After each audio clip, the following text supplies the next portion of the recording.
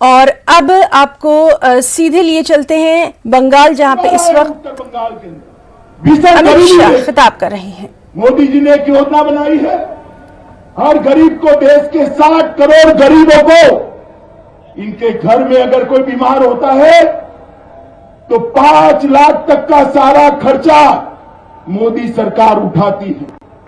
मुझे बताओ भैया, अच्छी योजना है या नहीं है? जरा बताओ, योजना अच्छी है या नहीं है? आपको भी ये 5 लाख रुपया मिलना चाहिए या नहीं मिलना चाहिए? जोर से बोलो, मिलना चाहिए या नहीं मिलना चाहिए? मगर नहीं मिल रहा है। क्यों नहीं मिल रहा है? कि ममता दीदी को ये योजना पसंद नहीं आती है। आयुष्मान भारत योजना नरेंद्र मोदी साहब की वो नहीं चाहती है। उनको डर है कि आपके घर में अगर ये 5 लाख का रुपया आया तो मोदी जी लोकप्रिय हो जाएंगे। मगर आप चिंता मत करो, एक बार सरकार बना दो, मैं आपको गारंटी देता हूं, 1 सप्ताह के अंदर आयुष्मान भारत योजना बंगाल के हर गरीब को मिलती है। ममता दीदी अब आप नहीं रोक सकती है गरीबों को उनकी सेवा करने से। नरेंद्र मोदी सरकार की सारी योजनाएं आप और आपका भतीजा जो रोक कर बैठे हैं, मैं आपको कहता हूं, मई के बाद आप रोक नहीं पाओगी, क्योंकि आप मुख्यमंत्री ही नहीं होगी। मित्रों, मोदी सरकार इस प्रकार की 115 योजनाओं के माध्यम से गरीबों के कल्याण में लगी।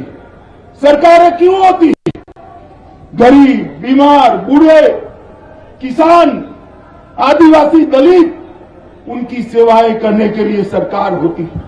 ये सारी योजनाएं, 115 योजनाएं जो नरेंद्र मोदी जी ने बनाई है, वो सारी गरीबों के लिए है। ये ममता दीदी रोक कर बैठी है।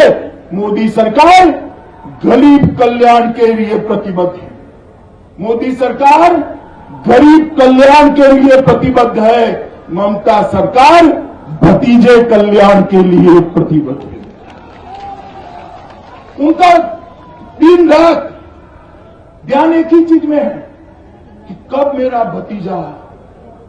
भतीजा मुख्यमंत्री बन जाए, कब मेरा भतीजा मुख्यमंत्री बन जाए। अगर ये तो हमारे दिलीप घोष ने लड़ाई न ली होती तो वो घोषणा भी कर चुकी होती कि अगली बार भतीजा मुख्यमंत्री बने, मगर अब डर गई, घोषणा नहीं करेगी। मित्रों, मैं आपको बताता हूं कि मां, माटी और मानुष का जो नारा लेकर आई थी, इसकी तरह टोलबाजी का काम करे, इसकी तरह जगह तुष्टीकरण का काम कर रही है, और उसकी तरह जगह कारखानों को ताले लगाने का काम हो रहा है। मित्रों, ये ममता दीदी फेल प्रशासक है, विफल मुख्यमंत्री है। अब समय आ गया है उनको बदलने का।